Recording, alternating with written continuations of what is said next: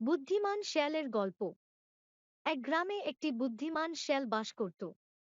একদিন সে জঙ্গলে হাঁটতে গিয়ে দেখল একটি বাঘ তাকে ধরে ফেলার জন্য লুকিয়ে রয়েছে। শেয়াল বুঝতে পারল, যদি সে সতর্ক না হয় তাহলে আজ তার জীবন শেষ। শেয়াল তখন মনের মধ্যে একটি বুদ্ধি আঁটল। সে গলায় ভারী গম্ভীর স্বরে বলে উঠল, বাঘদা, তুমি জানো না, রাজা আজ সকালে ঘোষণা করেছেন আমি এই জঙ্গলের রাজা। সবার আগে রাজা আমাকেই মানতে হবে। বাঘ অবাক হয়ে বলল, তুই রাজা? সেটা আবার কি করে সম্ভব?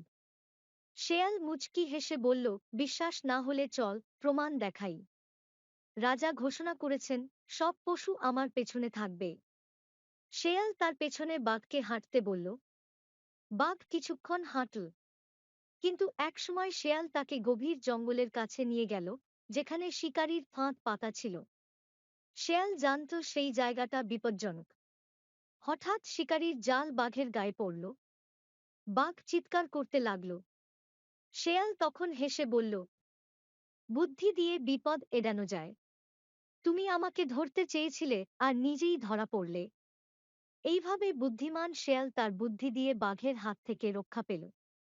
গল্পের নীতি শিক্ষা: বুদ্ধি দিয়ে যে কোনো বিপদ থেকে মুক্তি পাওয়া সম্ভব।